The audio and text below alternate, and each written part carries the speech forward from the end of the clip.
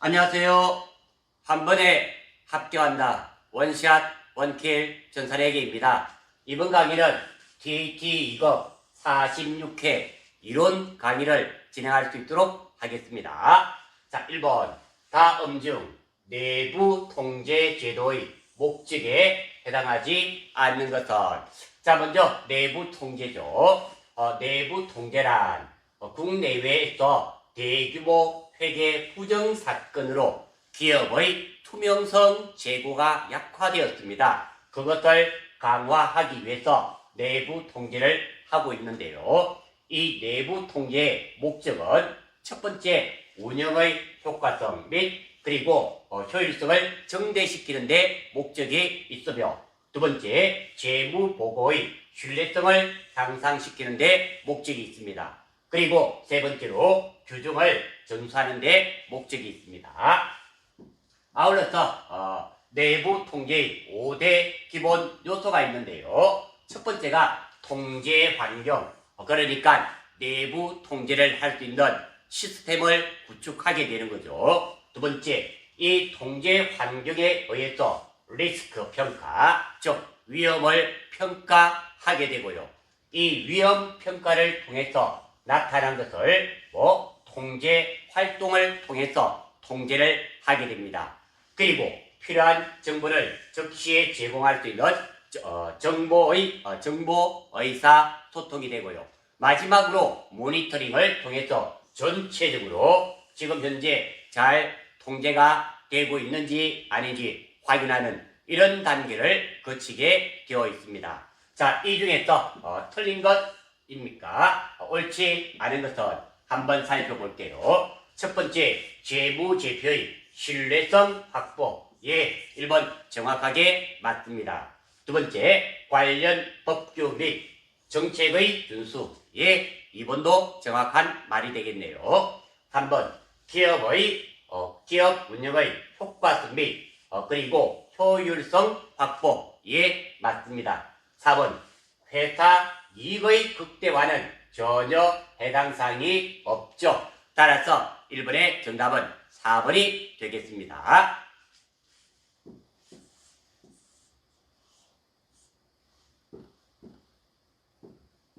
자, 2번 재고자산의 단가 결정 방법 중 총평균법에 해당하는 것은 옳은 것은, 자, 우리 재고자산의 단가 결정 방법에는 여러 가지가 있죠. 먼저 개별법입니다. 각각 원가를 계산하는 방법으로 이론적으로 가장 이상적입니다. 주로 고가인 것에 하죠. 공장에서 대량으로 생산하는 제품은 이 개별법을 채택하지 않습니다. 비교적 단위당 단가가 아주 고가인 것들은 원가가 정확해야 되기 때문에 개별법을 사용하고 있습니다. 하지만 원가를 구하는데 시간과 노력이 많이 들기 때문에 많이 채택하고 있지는 않습니다. 두 번째, 선입선출법이죠. 먼저 들어온 것을 먼저 꺼내어주는 방법입니다. 일반적인 물량의 흐름과 일치합니다. 자, 많은 분이 일반적인 물량의 흐름과 일치한다, 이 말을 잘 외우시고 계신데요. 사실은 이런 뜻입니다. 우리 엘리베이터에 많은 사람이 줄 서 있습니다. 그때 먼저 들어온 사람이 엘리베이터를 먼저 탈까요? 나중에 온 사람이 엘리베이터를 먼저 탈까요? 먼저 들어온 사람이 먼저 타게 되겠죠. 우리 은행도 마찬가지고요. 먼저 온 사람에게 먼저 서비스를 해주죠. 이것이 일반적인 물량의 흐름과 일치한다, 이런 의미가 됩니다. 두 번째, 매출원가는 과거의 원가로 계산이 되겠죠. 왜? 내가 10개를 샀다면 1번부터 10번까지라면 1번을 먼저 샀으니까 과거의 원가로 계산되게 됩니다. 따라서 현재 받는 수익과 과거의 원가가 대응되기 때문에 수익과 비용의 대응이 적절히 이루어지지 않습니다. 그리고 물가 상승 시에는 순이익이 높게 계산됩니다. 자, 이런 말들도 외우지 마시고요. 생각해 보시면 됩니다. 내가 10개를 샀는데 10원, 20원, 30원 물가가 상승되고 있습니다. 100원짜리까지 10원씩 증가되었다고 가정을 하고요. 내가 200원을 받고 팔았습니다. 구입 선출법이면 100원짜리를 꺼내주는 거니까 100원이 남지만 이게 10원짜리를 꺼내주면은 190원이 남겠죠. 그 말이 됩니다. 그리고 기말 재고자산의 가액은 시가에 가깝습니다. 당연하죠. 10개를 구입을 했는데 10원부터 90원까지는 팔고 1개가 남았다 가정하면 시가인 100원짜리가 남죠. 그래서 시가에 가깝게 됩니다. 자, 오늘부터 구입선출법이죠. 구입선출법은 나중에 매입한 것을 먼저 꺼내어주는 방법입니다. 선입선출법과 100% 반대의 개념이 되겠죠. 그러니까 물량의 일반적인 물량의 흐름과 일치하지 않습니다. 그리고 수익과 비용의 대응이 이것은 적절히 이루어지게 되겠죠. 왜? 끝에서부터 꺼내주니까 10원부터 100원까지 10개를 샀다면 100원짜리부터 꺼내어주기 때문에 수익과 비용이 적절히 이루어진다. 그리고 물가 상승 시에는 당연히 순이익이 낮게 계산될 수밖에 없겠죠. 방금 선입선출법과 반대의 개념입니다. 그리고 물가 상승 시에는 기말 재고액은 오래전에 구입한 원가로 계산되므로 기말 재고액이 낮게 계산된다. 외울 필요도 없죠. 10원부터 20원, 30원, 100원짜리를 구입했다고 가정했을 때 9개를 팔았다 쳐보겠습니다. 남아있는 것은 구입선출법으로 했을 때 10원짜리가 남겠죠. 그러니까 과거의 원가가 남아있다. 이런 말이 되겠습니다. 이동평균법은 이게 됩니다. 이동 더하기 평균이에요. 평균은 평균인데 매출 시점에 평균을 다시 구하는 겁니다. 그러다 보니까 팔 때마다 평균을 다시 계산을 하니까 평균이 바뀔 수밖에 없겠죠. 그래서 평균이 바뀐다고 이동된다고 이동평균법이라 합니다.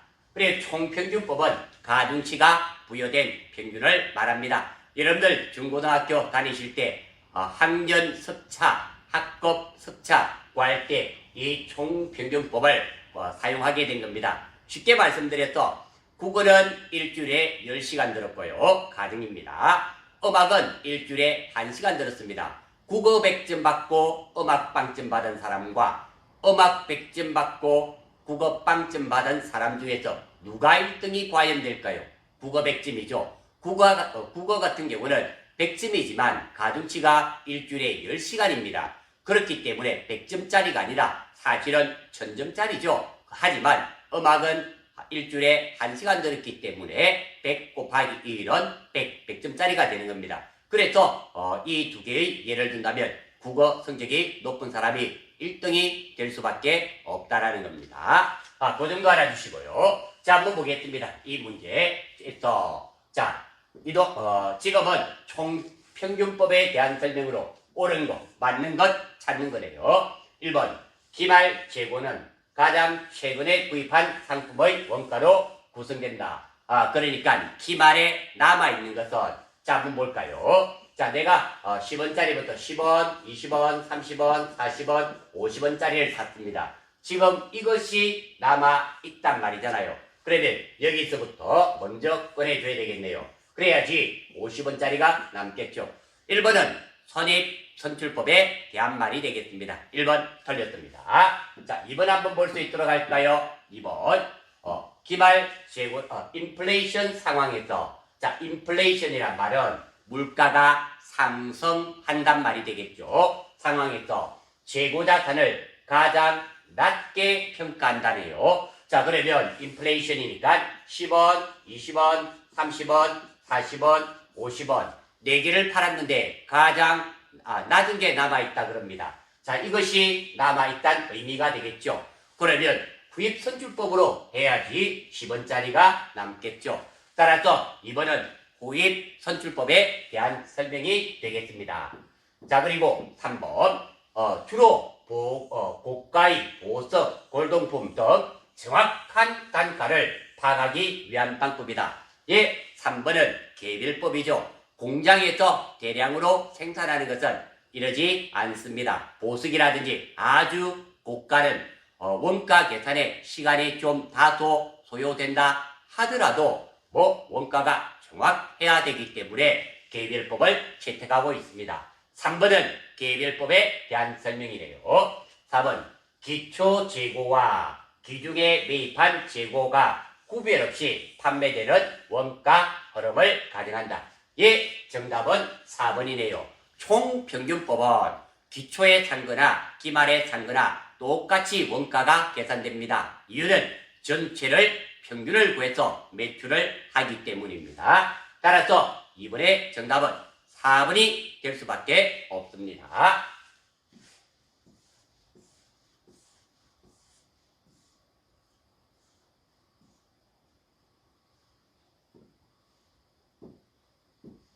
3번입니다. 다음은 G항공의 자기주식 관련 거래 자료이다. 우리 회사 주식. 자기 주식 하면 많은 사람들이 힘들어 하는데요. 이거 우리 회사 주식 있죠? 우리 회사 주식은 세 단계로 나뉘어집니다. 사람과 똑같이 태어나기도 하고 청년 시절, 유년 시절, 청년 시절을 거쳐서 사망에 이르게 됩니다. 마찬가지입니다. 우리 회사 주식이 태어나는 거 있죠? 그것을 주식을 발행한다. 자본금이 증가되겠죠. 그리고 태어나고 나면 이 주식이 유통됩니다. 유통되는데요. 우리 회사 주식을 내가 구입을 했다가 팔았다가 할 수도 있죠. 이것이 바로 자기 주식이며 마지막으로 우리 회사 주식이 사망하는 경우도 있습니다. 이렇게 되는 것을 감자, 자본금이 줄어든다 그러죠. 감자라는 표현을 쓴다라는 겁니다. 지금은 자기 주식이니까 우리 회사 주식을 샀다 팔았다도 가능합니다. 자, 자료이다. 2021년 6월 30일 회계 처리로 오는 것은 자, 이 내용을 보고 6월 30일 날 회계 처리로 오는 것을 찾아라. 이렇게 되겠네요. 이 문제는 이론 문제뿐만 아니라 실기 문제로도 자주 출제되는 문제이오니 꼭 좀 익혀주시기를 바랍니다.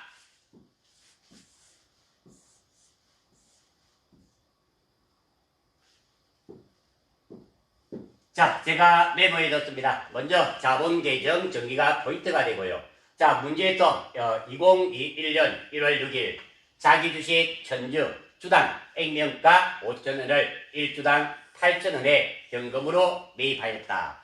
자, 이게 보면 선생님 왜요? 어떨 때는 액면가고 어떨 때는 이렇게 공정가액이 되는데요. 이거 구분이 너무 힘들어요. 주식 하다 보면은 어떨 때는 액면가를 사용하고 어떨 때는 공정가치 또는 사고 팔고 하는 가치 이거를 발행가액 말고 사고 팔고 하는 가격 공정가치라 그러죠. 이것으로 계산을 하는데요.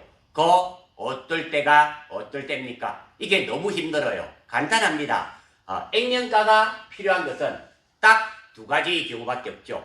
우리 회사 주식을 발행하는 것, 정자할 때와 그리고 우리 회사 주식을 소각할 때, 감자할 때만 액면가가 필요합니다. 나머지는 액면가가 전혀 필요가 없습니다. 지금도 역시 마찬가지입니다. 정자나 감자가 아니니까 8,000원이 되겠죠. 8,000원짜리가 100주입니다. 그러니까 80만원치를 샀네요. 현금이 나갔으니까 현금 대변. 그리고 이렇게 우리 회사 주식을 샀다 팔았다는 것을 자기 주식이랍니다. 자기 주식 80만원. 아무 문제 없습니다. 두 번째, 6월 15일 위의 자기 주식 중 30주를 1주당 만원에 현금 받고 처분하였다. 자, 일단 30주니까 우리 회사 주식 얼마짜리가 나갔나요? 살 때 8,000원 주고 구입했습니다. 38, 24 자기 주식 24만원이 나간 거 아무 문제 없습니다. 두 번째입니다. 자, 여기서 주당 만원을 받고 팔았잖아요. 그러면 현금 받았습니다. 현금은 얼마 들어왔을까요? 30 곱하기 만을 하니까 30만원 들어왔죠. 자, 그러면 차변에는 30만원, 대변에는 20만원. 돈이 맞지 않습니다. 얼마? 대변에 6만원이 맞지 않죠. 이것이 우리 회사 주식을 팔아서, 자기 주식을 팔아서 이익을 보게 되면 자기 주식 처분이익. 물론 손실을 입으면 자기 주식 처분 손실이 됩니다. 지금은 이익이죠. 자기 주식 처분 이익입니다. 자, 6월 30일입니다. 위의 자기 주식 중 자녀 주식 70주를 주당 7,000원에 현금받고 처분하였다. 한번 보겠습니다. 첫 번째, 우리 회사 주식, 자기 주식 얼마짜리를 팔았나요? 8,000원짜리가 70개를 팔았잖아요. 그러니까 7, 8, 56, 56만원 나간 거 별 문제 없습니다. 자, 그런데 얼마 받고 팔았죠? 7,000원 받고 팔았습니다. 현금은 얼마가 들어왔을까요? 7, 7이 49. 그래서 49만원. 여기까지는 아무 문제 없습니다. 자, 여기서부터가 포인트가 되겠습니다. 원래는 여기가 얼마가 돼야 되나요? 요 차액이 손해봐버렸죠. 그러면 7만원 손해봤습니다. 원칙적으로 자기 주식 처분 손실이 얼마 생겨야 되겠습니까? 7만원이 되어야 됩니다. 그런데 이렇게 해놨잖아요. 이게 달라요. 우리 여기 한번 보십시오. 출제의도 감자 주세요. 자, 여러분들 자격증 따시기 전에는 고구마도 있고 감자도 있죠. 감자 줄까요? 고구마 줄까요? 라고 물어보면 무조건 감자 주세요 하셔야 됩니다. 자격증 따시고 나셔서 감자 드시고 고구마 드시고 지금은 자격증 취득하는 그 순간까지는 감자를 드셔야 됩니다. 감자 차익, 감자 차손, 자기 주식 처분이익, 자기 주식 처분 손실, 주식 발행 초과금, 주식 할인 발행 차금, 매도 가능정권 평가익, 매도 가능정권 평가 손실은 자본 계정입니다. 이런 계정 과목들이 나오면 반드시 반대 계정을 조회를 하셔서 있으면 상계 처리를 하셔야 됩니다. 자, 요 말입니다. 이거 아주 중요한 문제이며 실무 시험으로도 자주 출제됩니다. 따라서 지금은 자기 주식 처분 손실이 7만원이 발생을 했지만 위에서 자기 주식 처분 이익이 얼마 있었나요? 6만원이 있었잖아요. 이거 6만원 상계 처리하고 나머지 만원만 자기 주식 처분 손실이 된다라는 겁니다. 꼭 좀 기억해 주시기를 바랍니다. 고구마 드시지 마시고 자격증 따고 고구마 드세요. 자격증 따는 그 순간까지는 감자 드셔야 됩니다. 자, 따라서 이 문제의 정답은 4번이 되겠죠. 여기 자기주식 처분 이익 6만원, 자기주식 처분 손실 6만원. 많은 학생들이 3번을 선택하셨으리라 생각이 되는데요. 3번을 선택하신 분은 상계 처리하는 부분을 이해를 못해서 그렇습니다. 이 순간 저와 같이 함께하면서 기억해 주시면 좋겠습니다. 그리고 아울러서 이 내용을 열심히 필기를 하시면서 메모 공부하시는 분 있죠. 바람직합니다. 나쁜 방법은 아니에요. 시간만 많다면 그렇게 하시고요. 시간이 부족하신 분은 이 내용, 이 영상 아래에 메일 주소를 올려주시면 파워포인트 PDF 파일 보내드리겠습니다. 출력하셔서 이렇게 줄만 끄시면 체크하시면 됩니다. 그렇게 참고하실 수 있도록 하십시오. 아울러서 여러분들 이 영상 보시고 좋아요 한 번씩 꾹 눌러주면 점수 5점씩 올라가시는 거 아시죠? 자, 다음입니다.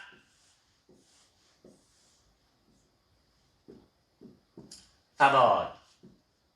자, 다음은 한국의 대손 관련 자료이다. 2021년 결산 시 돈익계정에 계상할 대손 상각비 금액은 얼마인가? 자, 이거 대손 관련 자료인데요. 여기서 여러분들이 하나 기억하셔야 됩니다. 우리 AT시험은 최종적으로 설정할 대손 충당금 추가 계상액을 물어보는 문제보다는 기중에 발생한 대손 상각비 총액이 얼마인가를 묻는 문제가 더 많이 출제가 됩니다. 그래서 문제를 잘 보셔야 됩니다. 우리가 특히 전산 세무를 공부하시고 시험 치시고 일주일 있다가 대부분 시험 치잖아요. 전산 세무에서는 충당할 대손 상각비를 주로 구하는 문제가 출제되지만 우리 AT시험은 기중에 대손 상각비 여러 번 나올 수 있습니다. 그 금액 총액을 물어보는 문제가 훨씬 더 많이 출제가 됩니다.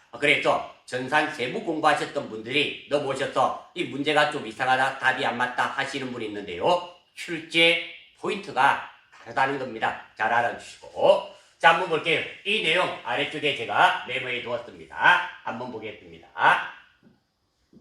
자, 대손상각비입니다. 기초 매출 채권 400만원에 대손 충당금 4만원 1% 설정이 되어 있는가 봐요. 현재 대손 충당금은 4만원이 있습니다. 획수 불능 매출 채권의 대손 처리 금액 3만원이에요. 즉 대손 처리 금액된 게 3만원입니다. 지금은 4만원 넉넉하기 때문에 대손 충당금에서 꺼내어 쓰면 됩니다. 따라서 대비는 매출 채권 3만원, 차비는 대손 충당금이 넉넉했기 때문에 3만원 이렇게 해줍니다. 만약 대손 충당금이 일부 있었다면 있는 만큼은 대손 충당금, 없는 만큼은 대손 상각비로 처리했어야 됩니다. 지금은 넉넉했기 때문에 대손 충당금으로 처리했습니다. 그리고 여기까지 처리하고 나면 대손 충당금 잔액은 만원이 있겠네요. 만원. 자, 다음 기말 매출 채권 680만원, 대손 추정률 1%, 보충법. 보충법이란 말은 부족한 부분을 채워 넣는 방법을 보충법이랍니다. 적용. 자, 기말 대손 충당금 구해보겠습니다. 680만원 곱하기 1파면 68,000원입니다. 따라서 추가로 설정할 대손 충당금은 얼마? 내가 만원이 있었기 때문에 58,000원만 넣으면 되겠죠. 그래서 대손 상각비 58,000원, 대손 충당금 58,000원. 자, 이게 주입니다. AT 시험에서는 U는 알 수 없지만 대손 충당금 설정액을 묻는 질문보다는 손익계산서상의 전체 대손 상각비를 물어보는 문제가 훨씬 많이 출제된다는 겁니다. 즉 이게 무엇이냐면 이 말이 됩니다. 만약에 이때 대손 충당금이 만원이 있었다 치겠습니다. 그러면 대손 충당금 만은 대손 상각비 2만원이 되겠죠. 2만원이 됩니다. 자, 이럴 때 전체 대손 상각비는 얼마가 될까요? 이게 이야기가 달라지겠죠. 요게 58,000원. 이 돈들을 더해서 그 금액이 대손 상각비가 된다라는 거. 이 문제가 훨씬 많이 출제가 됩니다. 지금도 그 문제가 맞는데요. 기중에 대손 상각비가 없었기 때문에 지금 현재 대손 상각비는 58,000원이 정답은 3번이 될 수밖에 없습니다.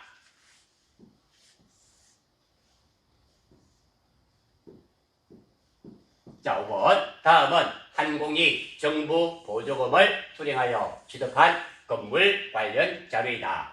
2021년 기말 재무상태표에 계산된 건물의 장부 금액은 얼마인가? 장부 금액을 묻는 문제네요. 정부 보조금 관련 문제는 여러분들 시험에 반드시 DAT급에는 반드시 출제된다라는 생각을 가지시고 완벽하게 이해를 해 주시기 바랍니다. 자, 한번 볼게요. 이 내용을 아래쪽에 메모해 두었습니다.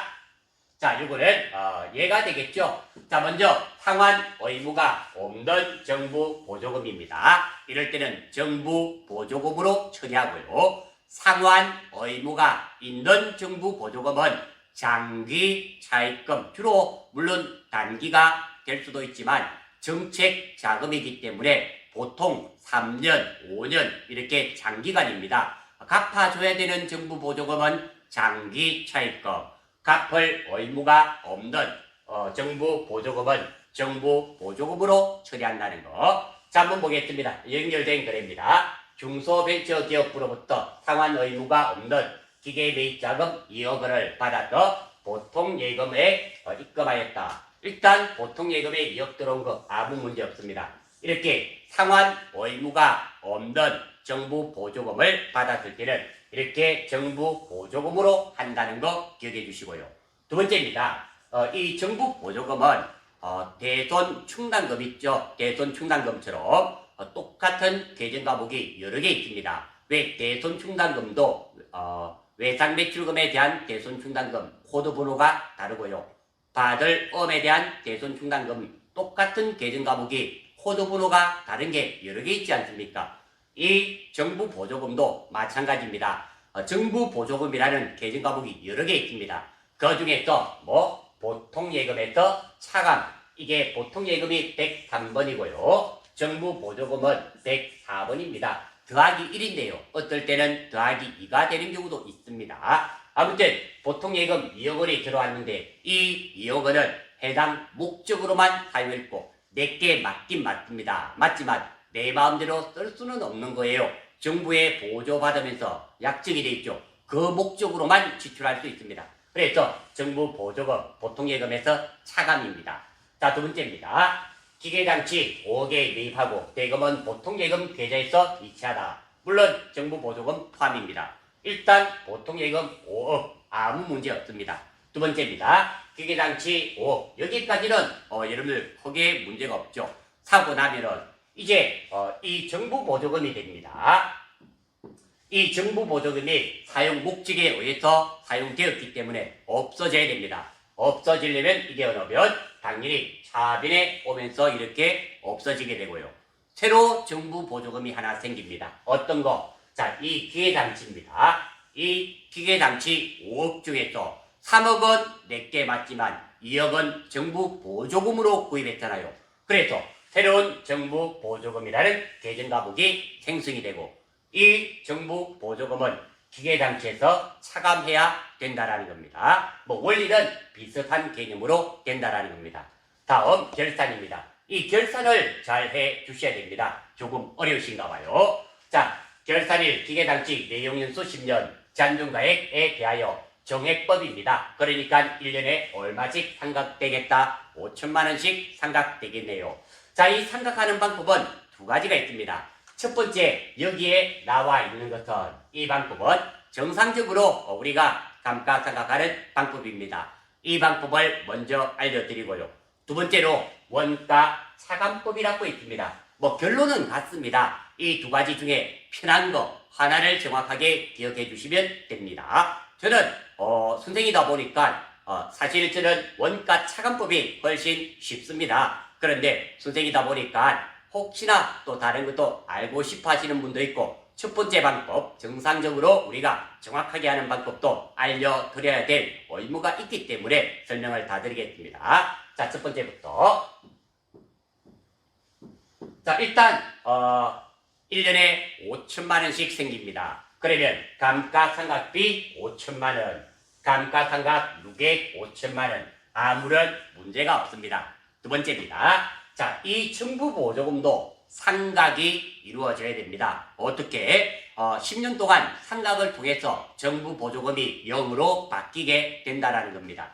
그러니까 이 2억에 정액법을 하면 10년 2천만 원이죠. 그래서 이 기계장치에서 차감하는 정부 보조금이 2천만 원. 이것도 별 문제 없으리라 됩니다. 어떻게 기계장치 내가 5억 주고 사고 기계장치에 대한 차감인 정부 보조금이 2억이 있는데 이 돈은 매년 상각을 통해서 점점 없어지게 된다. 그래서 이렇게 된다. 충분히 이해가 되시리라 생각됩니다.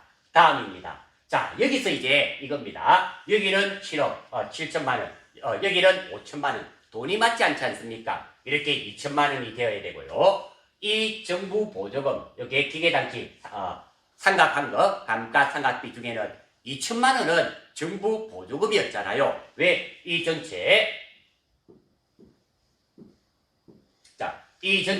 5천만 원은 기계장치 전체 금액에 대한 감가상각비지 않습니까? 기계장치 전체 금액은 3천만 원은 내거, 2천만 원은 정부 보조금이었습니다. 그래서 이 감가상각비를 이렇게 빼버리는 겁니다. 이렇게 처리가 되고요. 이게 가장 합리적인 방법, 이렇게 되고요. 두 번째입니다. 원가 차감법에 대해서 말씀드리겠습니다. 저는 원가 차감법을 더 좋아합니다. 아주 간단하기 때문입니다. 어떻게? 자, 감가상각을 하는데 어떻게 하는가 하면 내 돈 따로 감가상각하고요. 그 다음에 기계장치 정부 보조금 받은 거 있죠. 그거 따로따로 하겠습니다. 3억과 2억을 따로 하겠다라는 거예요. 그러면 감가상각비 기계장치 얼마? 3천만 원. 왜? 10년이니까 내 거 3천만 원 따로. 그리고 정부 보조금이 2억이 있었잖아요. 그러면 2천만 원. 정부 보조금 기계장치에서 차감 2천만 원. 그리고 이거 적지 않고 감가상각 누계 5천만 원. 예, 이렇게 하셔도 이것도 정답입니다. 이렇게 계산하시는 방법도 있고 이 방법을 원가 차감법이란다라는 거 알아주시면 좋겠습니다. 저는 주로 설명할 때 이 후자를 가지고 합니다. 왜? 쉬우니까. 이게 쉬우니까 따로 한다더라 이러면 간단하잖아요. 자, 그래서 이 문제 한번 보겠습니다.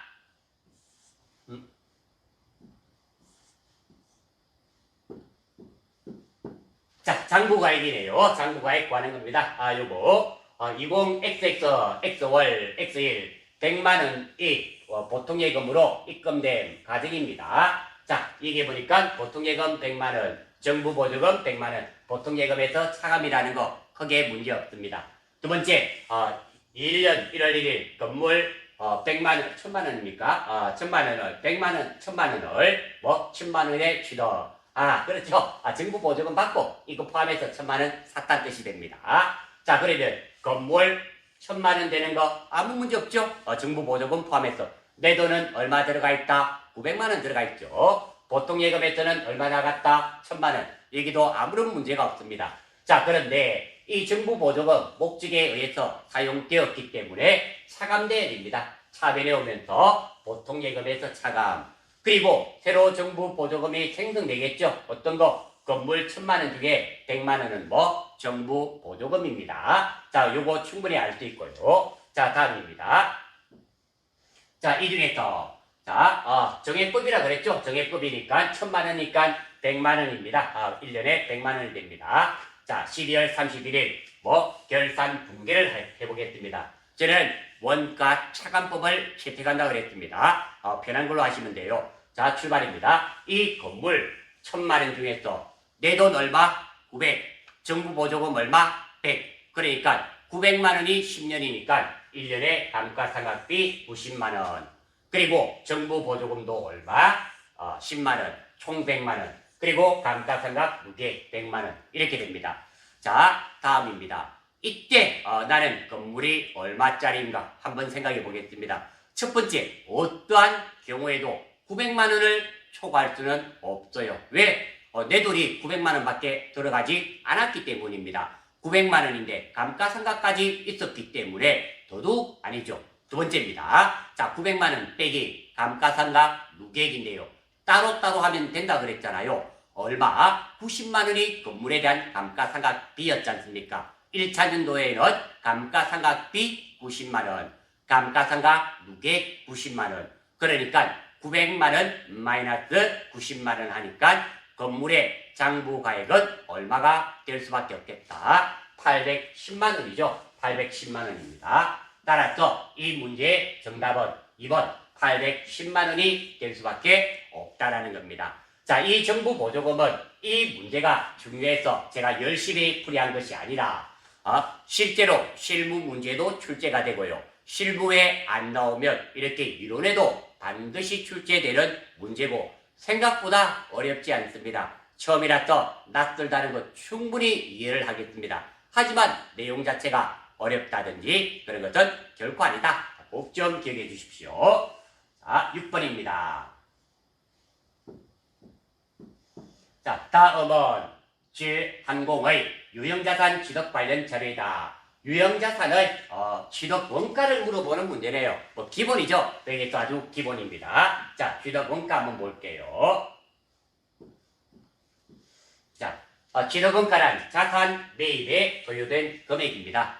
역사적 원가라고도 하며 여기에는 매입 자산의 매입 대가이다. 취득에 소요되는 부대 비용을 포함하는 것이 일반적입니다. 이 부대 비용에는 매입 수수료, 운반비, 하역비, 설치비, 시운전비 등이 포함이 됩니다. 다만 예외가 하나 있죠. 단기 매매증권을 구입하면서 수수료는 수수료 비용이 됩니다. 900번대 영업외 비용이라는 거. 그리고 자본화될 차입 원가가 있습니다. 자, 공장 및 건물 등 고정자산을 건설하는 경우 많은 시간과 많은 자금이 필요하게 됩니다. 이 중에서 건설 자금을 외부에서 차입한 경우 차입금에 대한 차입원가의 이자가 발생하게 됩니다. 이때 발생한 이 이자는 취득에 관련한 자본화 원가를 비용이 아닌 자산의 원가로 인식하는 것을 자본화라 합니다. 그러니까 자본화될 차입원가가 무슨 말이냐면 우리 회사가 공장을 30억을 들여서 공장을 신규로 지을 겁니다. 그런데 내가 30억이 있었다면 아무 문제가 없습니다. 20억은 내 돈이 있었고 10억은 은행에서 빌렸습니다. 빌려서 건물을 짓게 됩니다. 그러면 이 10억 빌린 거에 대한 이자가 지급되겠죠. 이때 지급되는 이자는 이자 비용이 아니라는 겁니다. 이것이 건물 가격 안에 포함이 되야 된다. 이 이자를 자본화하는 차입 원가라는 표현을 쓰고요. 이 자본화되는 이자 비용 차입 원가는 건물로 하셔야 됩니다. 건물 가격에 포함을 시켜야 됩니다. 물론 완공이 되었으면 건물이 될 것이며 건물을 짓고 있으면 건설 중인 자산이 되겠죠. 그 내용입니다. 자, 한번 살펴볼게요. 주항공은 1억 원의 공사비를 지불하고 사업을 신축하였다. 알겠습니다.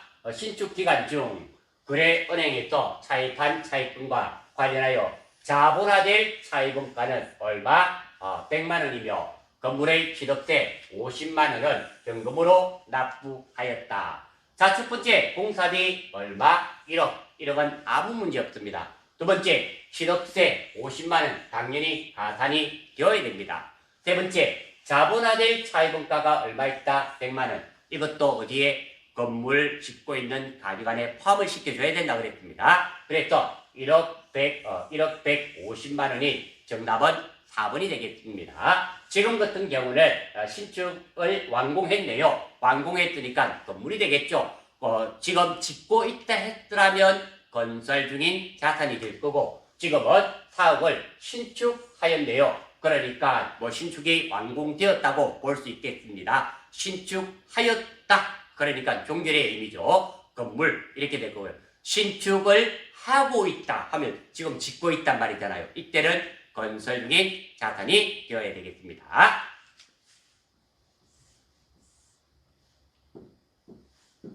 자, 7번. 다음은 항공의 자동차 보험료와 관련한 수정전 잔액 시산표의 일부이다.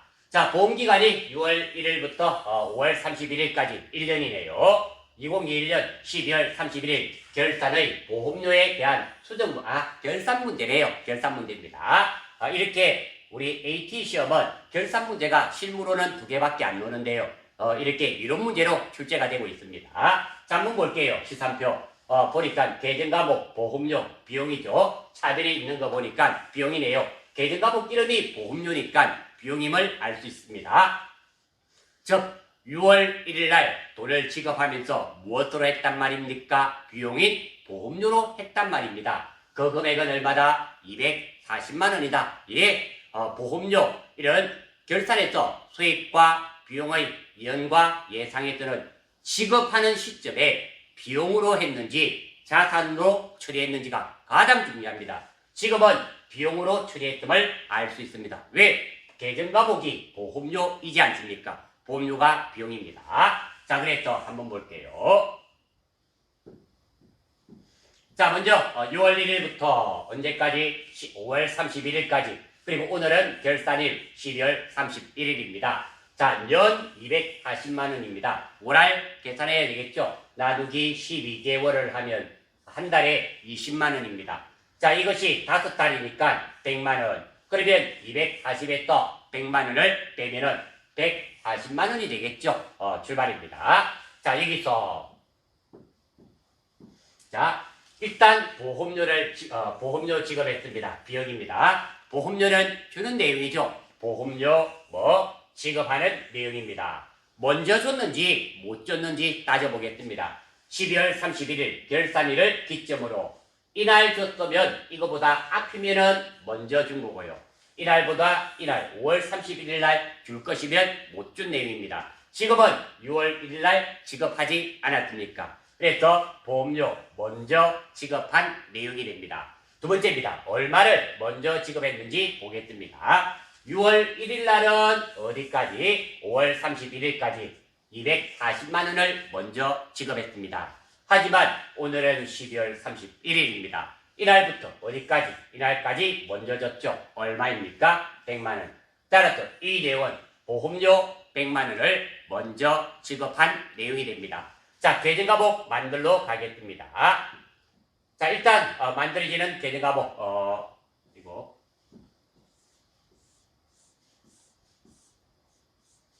죄송합니다. 이게 제가 아직 이게 조작이 조금 서툴러요. 양해 바랍니다. 자, 보험료는 보험료고요. 먼저 이 칸 순서 적어놨죠. 자, 이 칸 주는 내용이면 비용, 받는 내용이면 수익. 주는 내용이죠. 지급했으니까 비용. 두 번째 이 칸 먼저면 선, 모시면 미. 지급은 먼저 지급했잖아요. 선. 이 칸 주는 내용이면 급, 받는 내용이면 수. 지금 여기에 나와 있습니다. 먼저 지급했죠. 그러니까 뭐 급. 따라서 만들어지는 계정과목은 선급 비용이 됩니다. 물론 돈은 100만 원이 되고요. 그게 문제 없습니다. 자, 다음 선급비용 자리 잡습니다. 자산이면 차변, 부채이면 대변인데요. 지금 선급비용은 자산입니다. 따라서 차변이 선급비용, 대변은 보험료가 될 수밖에 없습니다. 정답은 3번이 되겠습니다. 자, 이 문제도 결산 문제로서 AT, DAT 치르시는 분이라면 누구나 아셔야 되는 그런 문제라는 거 꼭 좀 기억해 주십시오. 자, 8번입니다. 자, 회계 정책의 변경에 관한 설명 중 옳지 않은 것은 우리 AT 시험에서는 이거 참 자주 출제됩니다. 꼭 기억해 주셔야 됩니다. 자, 별도 한 3개 해두었네요. 자, 아래쪽에 이 내용부터 먼저 한번 보고 하겠습니다. 자, 회계 정책의 변경이 있고요. 추정의 변경이 있는데요. 정책의 변경이 아주 큰 개념이에요. 추정의 변경보다는 정책의 변경이 아주 큰 개념입니다. 더 상위 개념이고 더 큰 개념입니다. 자, 먼저 회계 정책의 개념입니다. 재무제표의 작성과 보고에 적용하던 회계 정책을 다른 회계 정책으로 바꾸는 겁니다. 변경된 회계, 새로운 회계 정책은 소급 적용합니다. 소급이란 말은 회계 정책이 바뀌면 현재와 미래를 바꾸는 것이 아니라 과거, 현재, 미래를 다 바꾸는 거예요. 그래서 옛날 것부터 싹 다 바꾸는 겁니다. 아주 크게 바뀌는 거죠.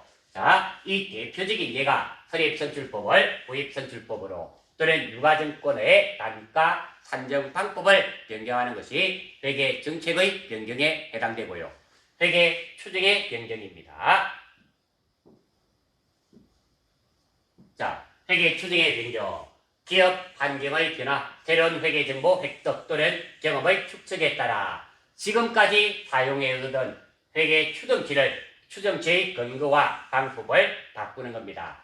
전진적으로 처리하여, 여기서 전진적으로 처리한단 말은 단기와 차기에 반영한단 말입니다. 전기권은 하지 않는단 말이에요.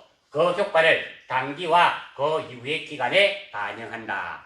자, 다음 두 번째, 회계 정책의 변경과 회계 추정의 변경이 동시에 이루어지는 경우 무엇이 큰 개념이라고 했습니까? 정책의 변경이 더 큰 개념이죠. 그러니까 회계 정책 변경에 의한 누적 효과를 먼저 계산하여 소급 적용하고, 그리고 회계 추정의 변경 효과를 전진적으로 적용한다. 그러니까 동시에 바뀔 때는 회계 정책의 변경분부터 먼저 소급 적용하고 나머지는 단기와 미래를 차기를 바꾼다. 이런 말이 됩니다. 그리고 회계 정책의 변경 효과와 회계 추정의 변경 효과를 구분하기가 불가능한 경우에는 이를 회계 추정의 변경으로 봅니다. 그러니까 바뀌긴 바뀌는데 회계 정책이 바뀌었는지 회계 추정이 바뀌었는지 애매한 경우가 있다라는 겁니다. 이때는 회계 추정의 변경으로 본다. 이런 의미가 됩니다. 회계 추정의 변경에는 뭐 이런 것들이 있는데요. 이것도 간혹 시험에 출제됩니다. 이야기는 여기까지 꼭 좀 기억해 주시고요. 회계 정책의 변경은 설립선출법을 구입선출법으로, 그리고 유가증권의 단가 산정 방법의 변경입니다. 자, 이거 두 가지는 꼭 좀 기억해 주시고요. 나머지는 뭐 회계 추정의 변경이다. 이렇게 생각하셔도 뭐 크게 문제는 없으리라 생각됩니다. 원칙적으로 정책의 변경 그리고 추정의 변경 이런 것들을 각각 아셔야 되는데요. 너무 많잖아요. 그러니까 회계 정책의 변경, 설립선출법을 후입선출법으로 유가증권의 단가 산정 방법을 변경하는 것, 이것들이 회계 정책의 변경이라는 거 알아주시면 좋겠습니다. 자, 그리고 자, 옳지 않은 거, 틀린 거 찾는 거래요. 일반 기업 회계 기준에서 회계 정책의 변경을 요구하는 경우 회계 정책을 변경할 수 있다. 그렇죠? 회계 기준에서 변경을 요구하는 경우에는 기준을 바꿀 수 있습니다. 두 번째, 회계 정책의 변경을 반영한 재무제표가 거래, 기타 사건 또는 상황이 재무 상태와 재무 경영 성과 또는 현금 흐름에 미치는 영향에 대하여 신뢰성이 있고 또 목적적한 정보를 제공하는 경우 회계 정책을 변경할 수 있다. 그렇죠. 이게 또 정책을 바꿈으로써 또 목적이 적합하고 또 신뢰성이 높아진다면 당연히 회계 정책을 바꿀 수 있습니다. 예, 맞는 말이네요. 세 번째, 재무제표상의 최초 회계기간 전의 회계기간에 대한 수정사항은 기교재무제표상 최초네요. 최초 회계기간의 자산, 부채 및 자본의 기초금액을 반영한다. 예, 3번도 맞는 말입니다. 4번, 회계 정책의 변경에 따른 누적 효과를 합리적으로 결정하기 어려운 경우에는 변경된 새로운 회계 정책은 소급하여 적용하기로 한다. 자, 이게 회계 정책이 바뀌었는지 아니면 추정이 바뀌었는지 곤란한 경우에는 어떻게 한다더라? 회계 추정의 변경으로 본다 그랬습니다. 단기와 차기에 반영을 한단 말입니다. 아울러서 여기서 말하는 단기란 말은 자, 예를 한번 들어볼게요. 자, 회계 추정이 5월 2일 날 바뀌었다고 가정하겠습니다. 여기서 단기라면 5월 2일부터 차기까지를 의미하는 것이 아니라 조금 1월 1일부터 쭉 다 바꾼다는 의미가 됩니다. 오해가 있을까 싶어서 말씀드리겠어요. 자, 단기와 추정은 단기와 이후 기간에 점진적으로 반영한다고 그랬습니다. 회계 추정이 6월 7일 날 변경이 되었습니다. 그럼 6월 7일부터 다 바꾸는 것이 아니라 점진적으로 바꾸는 것이 아니라 단기입니다. 1월 1일부터 쭉 바꾸겠다. 약간 어떻게 보면 소급의 개념도 조금은 들어가 있죠. 들어가 있지만 여기서 소급은 작년, 재작년을 말하는 거고 단기니까 1월 1일부터라는 거 기억해 주시면 좋겠습니다. 8번 문제 아시겠죠? 문제 9번 보겠습니다. 다음 중 부가가치세법상 재화의 수입에 대한 설명으로 옳은 것은 맞는 것 찾는 문제네요. 자, 먼저 부가가치세법 자주 출제되는 거 살펴보겠습니다. 첫 번째, 납세지입니다. 납세지는 부가가치세 납세지는 각 사업장 소재지로 하는 것이 원칙입니다. 두 번째, 사업장을 두지 아니하면 사업자의 주소 또는 거소 살고 있는 데를 사업장으로 합니다. 그리고 사업자 단위 과세 사업자는 각 사업장을 대신하여 그 사업장의 본점 또는 주 사무소를 소재지로 한다라는 거. 그리고 재화를 수입하는 자는 수입하는 자의 납세지는 수입하는 세관의 소재지로 한다. 그리고 이 내용들은 사업장으로 보지 않습니다. 단순히 재화를 보관하고 관리할 수 있는 시설만 갖춘 장소는 사업장으로 보지 않습니다. 그리고 각종 경기대회나 박람회 등 행사가 개최되는 임시 사업장 있죠. 부스, 그런 것들은 사업장으로 보지 않습니다. 자, 그리고 면세업종입니다. 미가공 식료품, 농축수 임산물, 즉 가공되지 아니한 농축수 임산물을 의미합니다. 그리고 연탄이라든지 의료보건 용역, 교육 용역, 도서, 대여도 포함합니다. 신문, 잡지, 물론 신문에도 광고가 있죠. 광고는 과세입니다. 그리고 박물관, 토지 매매, 토지 사고 팔고 매매는 면세, 토지를 빌려주는 것은 과세입니다. 주택은 토지와 반대입니다. 토지 사고 팔고가 면세니까 주택 사고 팔고는 과세입니다. 다만 주택이라 하더라도 국민주택이라고 있죠. 국민주택 규모의 매매는 면세가 되고요. 주택을 토지 빌려주는 것은 과세이지만 주택 빌려주는 것은 면세, 토지와 주택은 반대라는 거 알아주시고요. 종교, 학술 이런 것들은 면세가 됩니다. 자, 이 내용을 알고 문제 한번 살펴볼게요. 자, 틀린 거 찾네요. 옳은 거 찾는 거네요. 사업자가 아닌 자가 수입하는 재화는 부가가치세 과세 대상 거래가 아니다.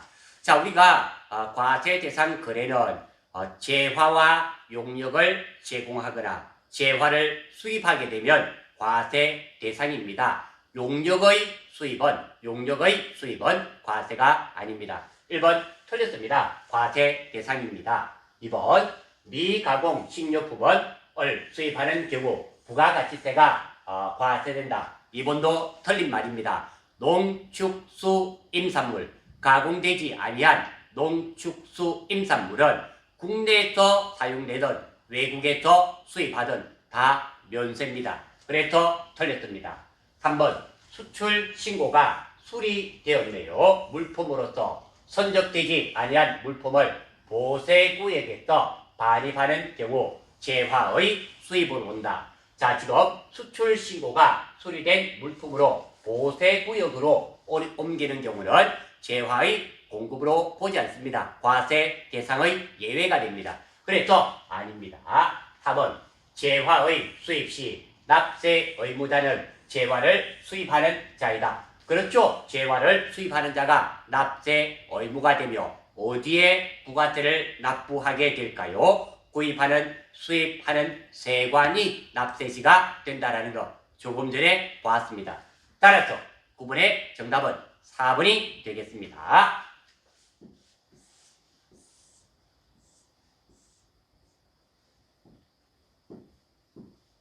10번. 자, 다음은 일반 과세자인 즉 한공의 2021년 1기 부가세 확정신고 거래네요.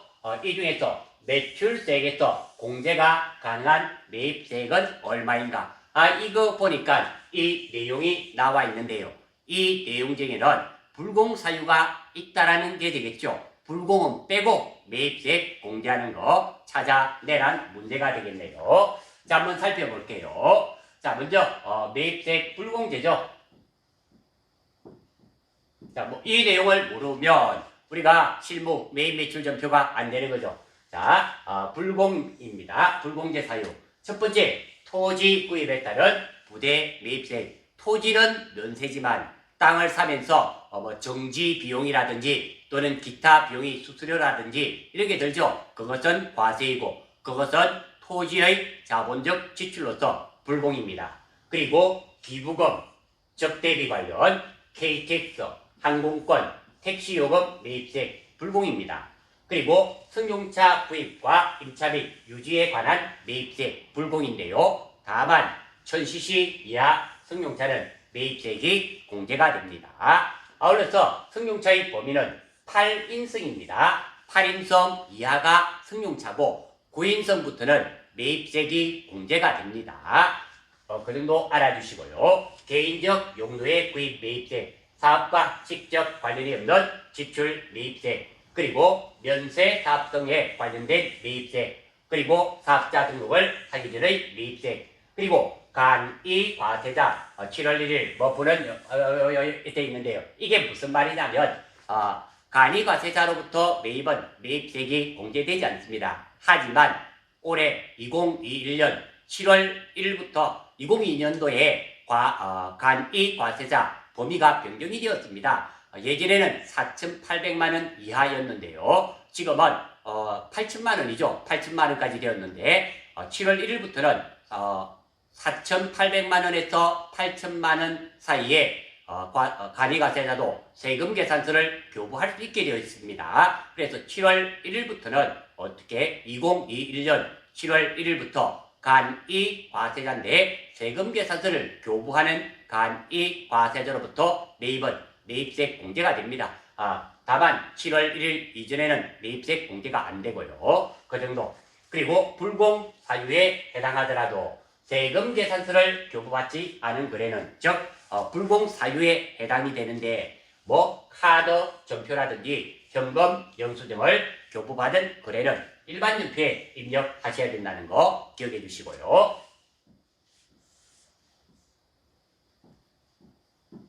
자, 그리고 과세 표준입니다. 자, 과세 표준에 포함하지 않는 거, 포함하는 거, 포함하는 것부터 먼저 보겠습니다. 재화 또는 용역을 공급한 후 그 공급가액에 대한 대손금, 우리 돈 떼이는 거 있죠? 과세 표준에 포함합니다. 그리고 장려금, 장려금, 왜 우리 물건을 많이 팔게 되면 주는 거 있잖아요. 돈은 과세 재화가 아니니까 공급으로 보지 않습니다. 여기서 말하는 장려금은 장려금품, 물건이 되겠죠. 왜 핸드폰 100개를 대리점에서 팔면 10개를 더 준다. 그랬을 때 핸드폰 10개 더 준 거, 그것은 과세 표준에 포함이 된단 말입니다. 그 말, 특히 대손금도 과세 표준에 포함하였다가 언제 대손세 공제를 통해서 공제를 받는 거지 대손금을 과세 표준에 포함하지 않는다.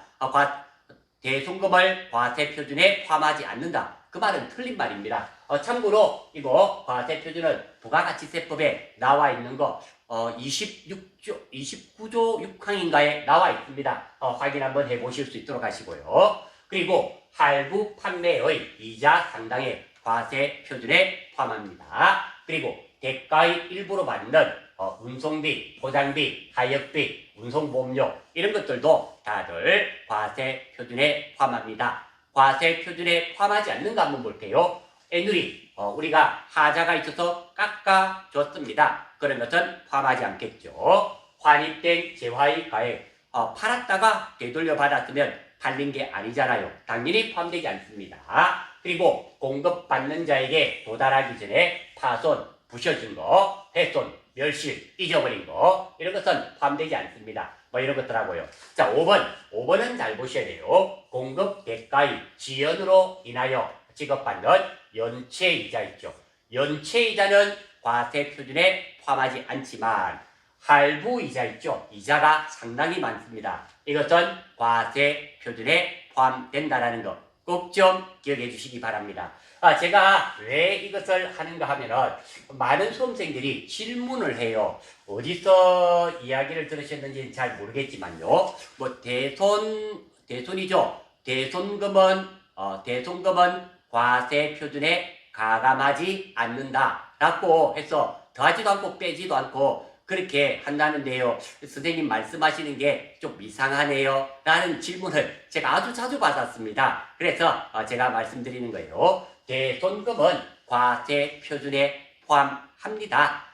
찾아보시려면 부가가치세법 네이버에서 한번 찾아보세요. 네이버에서 29조 6항일 거예요. 6항에 대손금은 과세 표준에 포함한다라고 부가가치세법에 정확하게 나와 있습니다. 확인하시고요. 그래서 제가 이거 다시 한 번 더 설명드리는 겁니다. 대손금은 과세 표준에 포함하였다가 무엇을 통해서 여러분들 대손세액 공제 신청서 아시죠? 그렇죠? 대손세액 공제를 통해서 공제를 받는 거지 대손금이 과세 표준에 포함하지 않는다. 그 말은 틀린 말이 되겠죠. 포함하지도 않고 뭐라 그러더라? 가감하지 않는다. 그러니까 포함하지도 않고 가산하지도 않고 빼지도 않는다. 포함하죠. 빼지 않는 게 아닙니다. 포함하는 겁니다. 포함하였다가 대손세액 공제를 통해서 공제받게 되어 있습니다. 참고로 다시 말씀드리지만 못 믿겠다 얘기 한번 찾아보시면 네이버에 가시면 아마 저도 기억합니다. 왜? 너무 많이 질문하니까 너무 많이 물어보시니까 그래서 제가 알려드렸습니다. 참고로 해주시고요. 뭐 책에 어떻게 미스프린트가 있었는가 봐요. 약간 오해가 있어 보이네요. 자, 한번 볼게요. 자, 이게 우리가 매입세 공제 가능한 거 찾네요. 첫 번째, 제품, 제조용, 기계장치, 유지, 보수에 관련된 매입세. 당연히 이거 매입세 공제됩니다. 두 번째, 공장, 이거 부지니까 땅이잖아요. 토지의 자본적 지출이죠. 이거 매입세 공제되지 않습니다. 불공. 회사 광고 제작비 관련 매입세 당연히 포함되네요. 그렇죠. 체육대회 정정용 물품에 관련한 매입세. 이 불공이죠. 접대비가 됩니다. 따라서 이 두 개인 거 350만 원과 300만 원을 더하면 정답은 1번. 뭐 간단한 문제가 되겠습니다.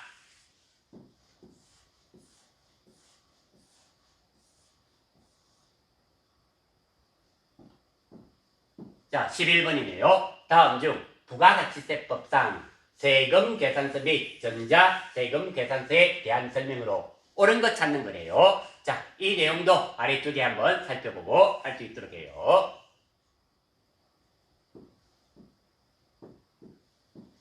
자, 먼저 세금 계산서는 원칙적으로 재화 또는 용역의 공급 시기에 발급하게 되어 있습니다. 그리고 세금 계산서는 일정한 경우에는 재화 또는 용역의 공급 시기 전에도 세금 계산서를 발급할 수 있습니다.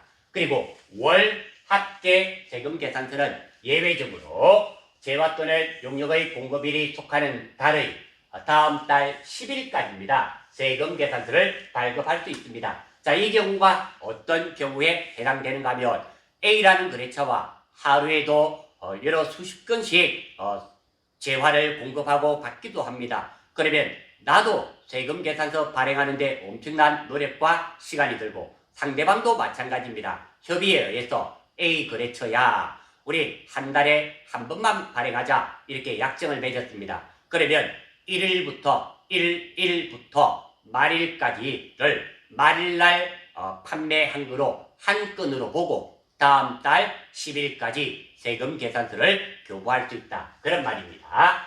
법인 사업자는 전자 세금 계산서를 의무적으로 발급하여야 됩니다. 그리고 직전 연도 사업장별 공급 가액 합계 면세도 포함됩니다. 2억 원 이상인 개인 사업자는 전자 세금 계산서 의무 발급 대상자입니다. 자, 이것도 참고로 말씀드려요. 이것이 2억 원이 올해 2021년 7월 1일부터 적용됩니다. 그러니까 6월달 시험에는 3억까지죠. 6월달까지는 3억이고 개인 사업자는 7월 1일 2021년 7월 1일 이후부터는 개인 사업자는 2억 원 공급가가 여기 있죠. 공급 가액의 합계액이 2억 이상인 개인 사업자도 의무적으로 전자 세금 계산서를 발급해야 됩니다. 6월 달에 공시하시는 분은 이게 3억 원이 됩니다. 왜? 적용이 2021년 7월 1일부터 적용되기 때문입니다. 그리고 조기 환급이죠. 일반 환급은 30일 이내지만 조기 환급은 15일 이내에 환급해야 된다는 거 알아두시고요. 그리고 두 번째입니다. 전자세금계산서는 발급일의 다음 날까지 전자세금계산서 발급 명세를 국세청에 전송해야 됩니다. 그리고 대송금은 과세 표준에 포함하였다가 조금 전에 나왔잖아요. 과세 표준에 포함해야 됩니다. 하였다가 무엇을 통해서 대손세 공제로 공제를 받게 되는 거지 포함하지 않는 것이 아니라는 겁니다. 만약에 포함하지 않으면 대손세 공제 받아요? 못 받아요? 못 받잖아요. 그렇게 되는 겁니다. 그리고 매출 NUE와 환입은 과세 표준에 포함하지 않습니다. 조금 전에 됐고요. 공급받는 자에게 도달하기 전에 파손, 멸실된 재화의 가액은 과세 표준에 포함하지 않습니다. 일반 과세자의 과세 표준은 공급가액의 금액으로 한다라는 거. 그리고 지연의 대가로 받는 연체이자는 과세 표준에 포함하지 않습니다. 자, 이 내용들 한번 알아주시고요. 그리고 문제 한번 볼게요.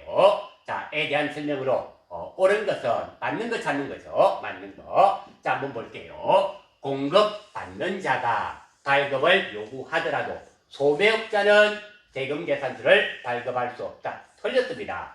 자, 우리 소매업자인 경우에는 개인에게 팔 때 세금 계산서 교부 의무가 없습니다. 예, 맞습니다. 그러나 구입하는 사람이 세금 계산서를 요구하는 경우에는 반드시 세금 계산서를 교부해야 됩니다.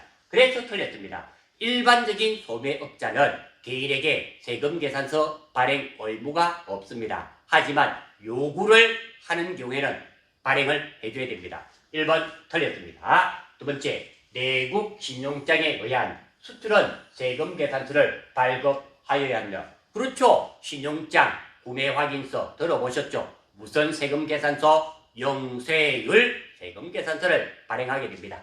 예, 정답은 2번입니다. 공급 시기 전에 세금계산서를 발급하고, 그렇죠? 일정한 재화에 대해서는 공급 시기 전에도 세금계산서를 발행할 수 있다고 그랬습니다. 발급하고 그 발급일이 속하는 확정 신고 기한까지 대가를 받으면 해당 세금계산서를 발급한 때를 재화 또는 용역의 공급으로 본다. 여기에 언뜻 보면 맞는데 이게 틀렸습니다. 이게 확정 신고 기한까지가 아니라 7일 이내입니다. 7일 이내에 공급했을 때 이렇게 됩니다. 그래서 틀렸고요. 법인 사업자는 사업장별 공급 가액의 합계액이 3억 원 이하인 경우 전자세금계산서를 3억 원 이하인 경우 전자세금계산서를 발급할 의무가 면제된다. 틀렸죠? 법인 사업자는 무조건입니다. 전자세금계산서 의무 발급 사업자입니다. 그래서 틀렸죠? 여기 어디에 나와 있었죠? 법인 사업자, 여기 있죠? 법인 사업자는 전자세금계산서 금액에 관계가 없습니다. 전자세금계산서 의무 발급 사업자가 됩니다. 따라서 정답은 2번이 되겠습니다.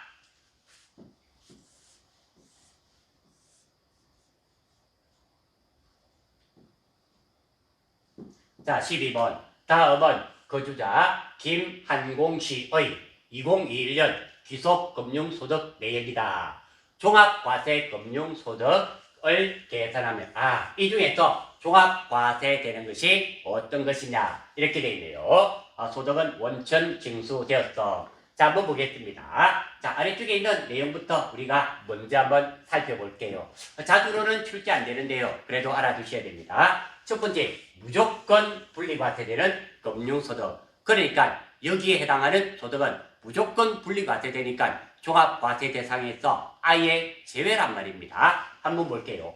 법원 경매 보증금의 이자소득, 그리고 직장 공제외 초과 반환금, 이거 무조건 분리과세입니다. 참고로 직장 공제의 초과 반환금이 어떤 것이냐면 우리가 직장의 대소 경조사를 위해서 우리가 공제에 가입을 합니다. 그 돈을 가지고 직원들 대소 경사 나타나면 행사를 치르면 돈을 지급하게 되죠. 그런데 내가 얼마를 납입을 했었는데 나는 한 번도 행사를 하지 않았습니다. 그리고 퇴사를 하게 돼요. 그러면 낸 돈 중에 전부 또는 일부를 돌려받는데 낸 돈보다 좀 더 돌려받게 되는 그 반환금을 의미합니다. 그리고 1거주자로 보는 단체가 금융회사 등으로부터 받는 금융소득, 그리고 비실명이자 배당소득 무조건 분리과세 대상입니다.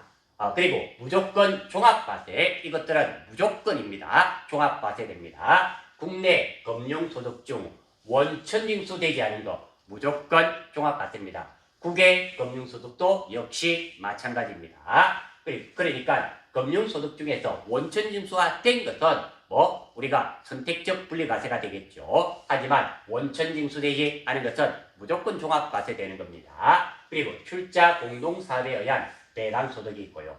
그리고 조건부 종합과세 금융소득이 있습니다. 자, 이 두 개를 제외한 나머지는 조건부 종합과세입니다. 첫 번째, 조건부 분리과세 대상금융소득과 조건부 종합과세 대상소득 금융소득을 제외한 금융소득을 말합니다. 그러니까 이거 빼고 나머지는 뭐가 된다? 조건부 종합과세 금융소득이 된단 말입니다. 두 번째, 이 말이 참 중요한 말입니다. 조건부 종합과세와 무조건 종합과세와 조건부 종합과세 금융소득의 합계액이 2천만 원 이하인 경우에는 조건부 종합과세 대상 금융소득을 분리과세합니다. 그러니까 이런 말이 돼요. 우리가 무조건 종합과세가 있고요. 조건부 종합과세가 있는데요. 무조건입니다. 무조건이고 요건 조건부입니다. 이거 두 개를 더해서 이것이 뭐 2천만 원이죠. 여기 보시면 2천만 원 이하인 경우 요 금액이 2천만 원, 2천만 원 이하인 경우에는 뭐 조건부 종합과세는 뭐 분리과세가 선택이 가능하단 말이고 물론 무조건 종합과세는 종합과세 돼야 됩니다. 그 말입니다. 다시 한 번 더 볼까요? 요 말이 조금 애매합니다. 읽어보기가 애매해요. 자, 무조건 종합과세와 그리고 조건부 종합과세 금융소득의 합계. 그러니까 다시 한번 볼까요? 무조건이 있고요. 그리고 조건부가 있습니다. 조건부가 있는데 이 금액이 2천만 원 이하, 이렇게 2천만 원 이하인 경우에는 조건부 종합과세 대상 금융소득을 분리과세합니다. 그러니까 여기 2천만 원이 안 됐을 때는 조건부는 뭐 분리과세한단 말입니다. 이 말은 무조건 종합과세 되는 것은 종합과세를 한단 말입니다. 이 내용 알아주시고요. 자, 한번 볼게요. 자, 그러면 조건부인지 무조건부인지 우리가 선택적 종합과세인지 뭐 이런 걸 한번 따져보면 됩니다. 첫 번째, 법인 세법에 따라 배당 소득으로 처분된 금액. 이거는 조건부 종합과세 금융소득이 되겠죠. 그래서 요 놈은 일단 체크. 두 번째, 직장 공제의 초과 반환금. 직장 공제의 초과 반환금은 무조건 분리가 됩니다. 여기 나와 있죠. 무조건 분리과세가 됩니다. 그러니까 나머지는 아예 대상에서 제외입니다. 이는 대상에서 제외되고요. 세 번째, 국외 법인으로부터 받은 현금 배당은 원천징수되지 아니함. 이거는 무조건 종합과세가 됩니다. 그러니까 무조건 이거는 400만 원 이상은 되겠네요. 왜? 무조건 종합과세이기 때문입니다. 여기 나와 있죠? 무조건 종합과세입니다. 여기에 나와 있습니다. 되고요. 비영업 대금의 이익. 이것도 조건부 종합과세가 되겠네요. 따라서 대상이 되는 것은 이건데요. 이것은 무조건 종합과세됩니다. 자, 이 금액이 2천만 원이 넘는지 안 넘는지를 봐야 됩니다. 2천만 원이 넘으면 무조건 요 다 금액이 종합과세되고요. 2천만 원이 안 되면 조건부 종합과세는 빼야 됩니다. 자, 한번 볼게요. 일단 무조건 종합과세가 얼마입니까? 400만 원. 무조건이 400만 원입니다. 400 이고요. 다음에 조건부가 여기 있네요. 500과 1000. 그러니까 1500이네요. 1500입니다. 자, 그러면 요거 다 더하면 얼마가 되나요? 2천만 원이 안 되죠. 1900만 원입니다. 따라서 이 중에서 조건부 종합과세인 이것은 빼고 무조건만 종합과세됩니다. 무조건은 얼마가 되나요? 400만 원이 무조건 종합과세가 되겠죠. 따라서 정답은 1번이 되겠습니다. 이 문제 결코 쉬운 문제는 아닙니다. 이 내용을 꼭 좀 익혀주시기 바랍니다.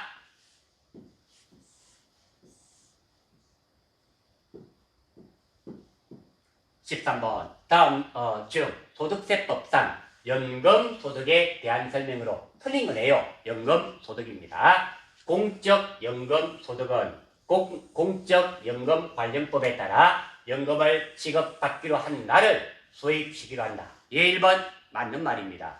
두 번째, 공적연금소득만 있는 자는 다른 종합소득이 없는 경우 과세표준 확정신고를 하지 않을 수 있다. 우리가 근로소득만 그리고 이자소득만 사업소득만 이렇게 각각 소득만 있는 경우는 우리 종합과세 확정신고를 하지 않아도 됩니다. 예, 맞습니다. 3번 산업재해보상법 보상보험법에 따라 받는 각종 연금은 비과세 소득이다. 예, 맞는 말입니다. 사실 이게 외우는 것보다도요 생각을 한번 해보십시오. 산업재해보상법이란 말은 내가 근로를 하다가 일을 하다가 재해를 입어서 불행하게도 손을 엄청나게 다쳐서 근로 능력을 상실하게 됩니다. 그때 받는 돈입니다. 거기에는 당연히 비과세가 되어줘야 되겠죠. 안타까운 상황이 발생했을 때 받는 그것을 연금을 의미하게 됩니다. 예, 맞습니다. 공적연금소득은 해당 과세기간의 다음 연도 2월분 공적 아니죠. 1월분입니다. 1월분 공적연금소득을 지급할 때 연말정산을 해야 됩니다. 따라서 정답은 4번이 되요. 다음 연도 2월이 아니라 1월 달에 하게 되어 있습니다.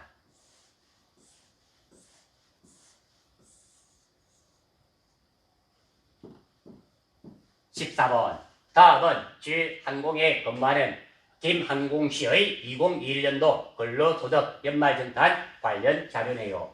소득세 환급세액은 얼마입니다. 그리고 지방소득세 10%죠. 소득세 10%가 지방소득세인데요. 그거는 빼라, 고려하지 않는다. 자, 이렇게 자료가 주어졌네요. 자, 이거 가지고 구하면 됩니다. 생긴 것은 조금 어려워 보이지만 문제에 나온 대로 대입만 하시면 크게 어렵지 않습니다. 자, 한번 볼게요. 근로소득 금액이 얼마? 5천.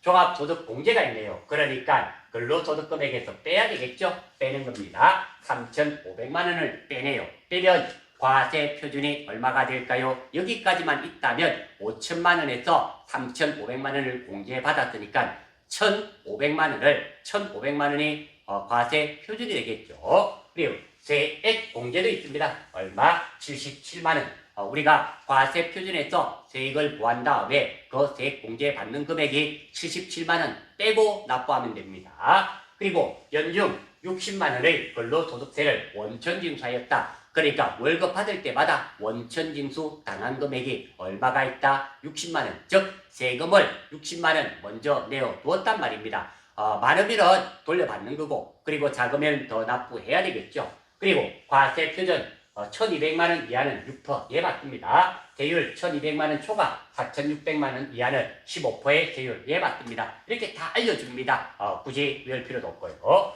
자, 이 내용을 가지고 한번 볼게요.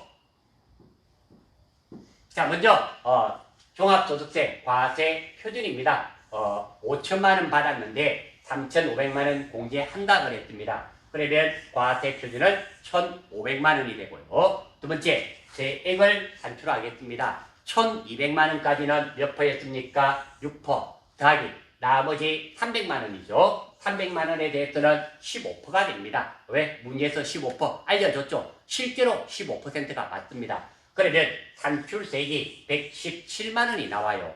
그런데 이 중에서 117만 원 중에서 77만 원은 공제해준다 그랬죠. 그래서 77만 원 뺍니다. 그러면 내가 총 납부해야 되는 세금은 얼마다? 40만 원을 납부하면 됩니다. 그런데 내가 먼저 내어두었던 원천징수 당했던 세금이 얼마 있었습니까? 60만 원. 60만 원에서 40만 원을 뺐더니 20만 원 마이너스가 생겼잖아요. 돌려받아야 되겠죠. 그래서 20만 원 환급을 받게 됩니다. 물론 내가 낸 게 없었어요. 원천징수 당한 것이 10만 원이었다 칩시다. 그러면 40만 원 내야 되는데 원천징수 당한 것이 10만 원이라면 30만 원 더 내어야 되겠죠. 이렇게 계산됩니다. 정답은 3번이 되겠습니다. 크게 어려운 문제는 아닙니다. 자, 마지막 문제네요. 다음 중 소득세법상 종합소득과세 표준 확정신고에 대한 설명으로 옳은 거네요. 자, 요거 소득세법 우리가 자주 출제되는 거니까 한번 볼 수 있도록 하겠습니다. 첫 번째, 과세 기간입니다.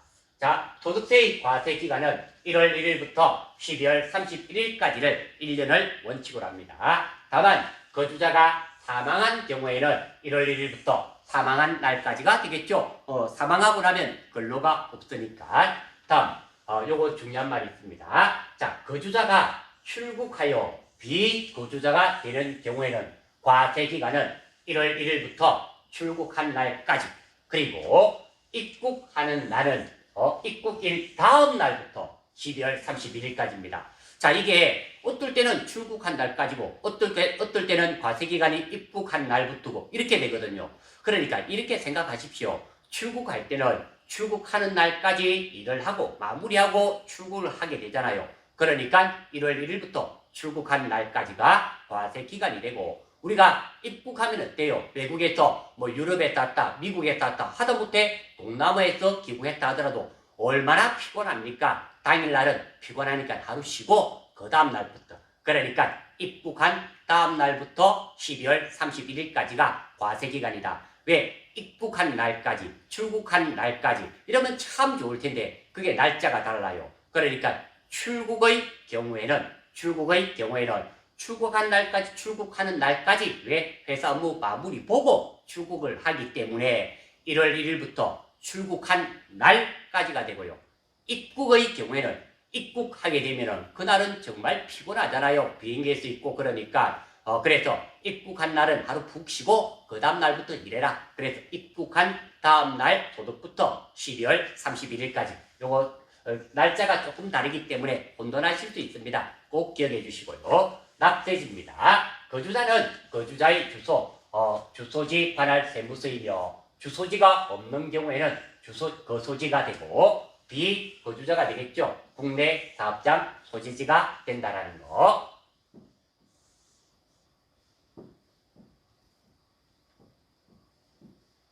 자, 중간연합입니다. 우리가 일정 부분은 6월 조금 먼저 절반 정도는 먼저 내야 되는 게 있습니다. 1월 1일부터 6월 30일까지 기간을 중간연합 기간으로 하여 직전 과세 기간에 종합소득에 대한 소득세로서 납부한 세액의 2분의 1, 50%에 해당하는 금액을 납부하여야 할 세금으로 결정하여 11월 30일까지 납부합니다. 단 중간연합세액이 30만원 미만인 경우에는 징수하지 않습니다. 자, 이거 왜 이렇게 하느냐? 우리 국가에서 지출이 많이 발생을 하잖아요. 그런데 소득세는 언제 받습니까? 1년에 한 번 받게 됩니다. 그렇게 되면 문제가 생긴다라는 거죠. 문제가 생기니까 공무원들 월급도 못 주지 않습니까? 1월부터 6월까지의 소득을 작년에 1월부터 6월까지의 소득을 2분의 1이죠. 작년에 냈던 세금의 2분의 1을 먼저 징수를 합니다. 징수해두었다가 많이 징수했으면 나중에 환급해주고 작게 징수하면 부족분 만큼 더 징수하는 겁니다. 자, 여기서 중요한 것은 언제 1월부터 6월 30일 것까지를 언제 11월 30일까지입니다. 납부해야 됩니다. 다만 중간 연합세액이 30만원 미만인 경우는 징수하지 않는다는 거. 그리고 신규로 사업을 시작하는 자는 중간연합 대상자가 아닙니다. 올해 처음 신규로 사업을 했습니다. 작년에 낸 게 없잖아요. 그러니까 되지 않습니다. 그리고 관할 세무서장의 고지에 따라 납부합니다. 신고 납세가 아니라 고지서가 나온다는 말이 됩니다. 확정신고의 명제입니다.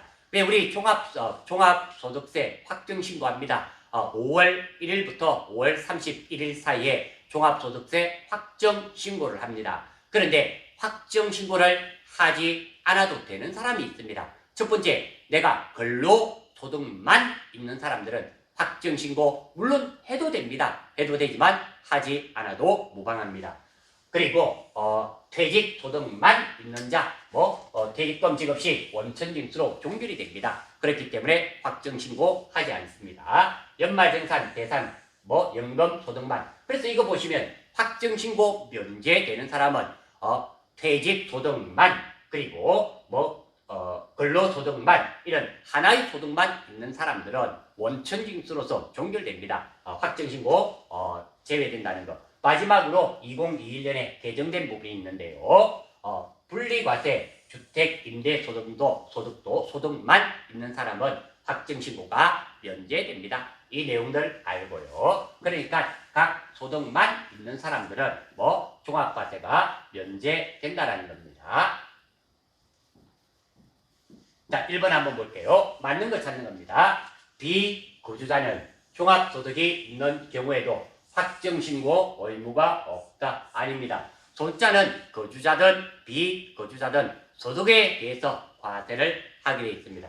틀렸습니다. 두 번째, 사업소득만 있는 자가 해당 사업에서 결손이 발생한 경우, 그러니까 손해가 있었단 말입니다. 손실이 발생한 경우 소득세법상 신고 의무가 없다. 아닙니다. 결손이 발생했다 하더라도 신고는 해야 됩니다. 세 번째, 근로소득과 퇴직소득만 있는 거주자는 확정신고를 하지 않을 수 있다. 정답은 3번입니다. 자, 근로소득만 있는 경우는 확정 신고하지 않아도 된다라고 말씀드렸습니다. 두 번째, 퇴직소득은 분류과세입니다. 분류과세. 퇴직소득과 양도소득은 분류과세죠. 따로 과세한단 말입니다. 자, 선생님, 내가 소득세법 하다 보니까 분류죠.